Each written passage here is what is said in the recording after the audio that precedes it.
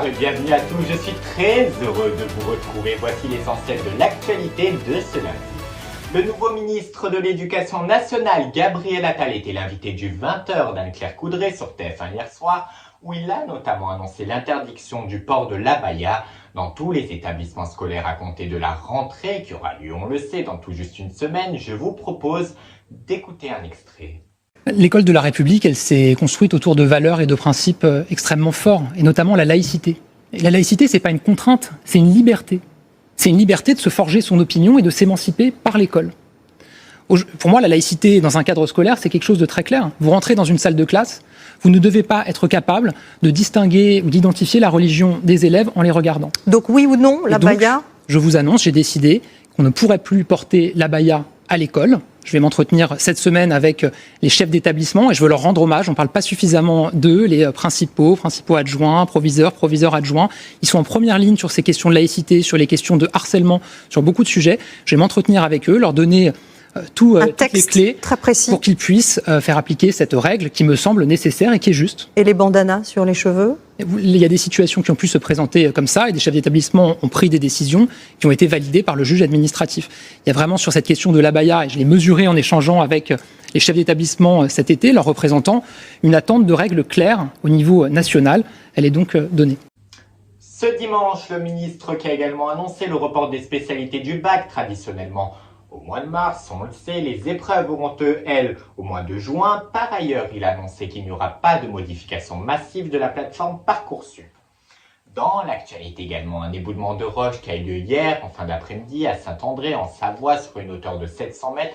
À la suite de ce drame, la route départementale 1006 et l'autoroute A43 sont toujours à l'arrêt. Jusqu'à nouvel ordre, a annoncé la préfecture, et le trafic SNCF a lui été interrompu au niveau de la France et l'Italie. Imaginez Loïc Bordella.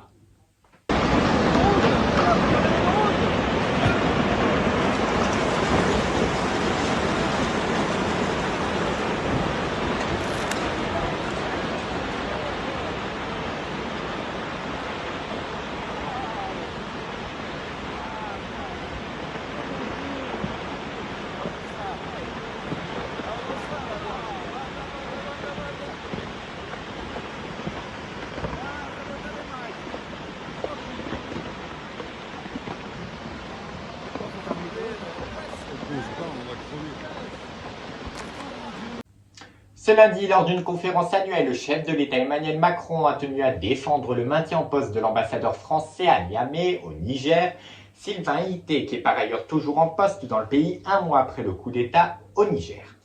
Et puis un petit mot pour vous dire que c'est dans tout pile 365 jours avant le démarrage des JO paralympiques qui auront lieu dans la capitale. Nous le savons, elles commenceront donc le mercredi 28 août 2024 pour s'achever le 8 septembre de la même année, avec, on l'espère, le plus de médailles pour les Français.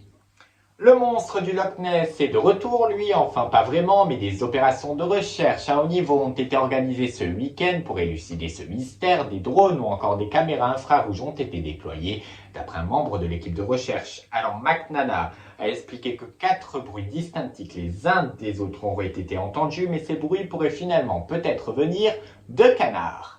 Le mystère reste donc toujours entier. Et c'est ainsi que se termine ce journal. Avant de nous quitter, je voudrais avoir une pensée chaleureuse pour le grand Michel Drucker, qui était de retour sur France 3 hier dans Vivement Dimanche, après 7 mois d'absence pour des problèmes de santé, on le sait. Et nous sommes très heureux de le revoir à la télévision. Il nous manquait terriblement. Merci Michel d'être encore présent et sache que nous t'aimons tous. Et c'est ainsi que se termine ce premier journal de 20h que j'ai eu l'honneur et le plaisir de vous présenter. Je vous souhaite une excellente soirée et donc à demain soir sur IAM.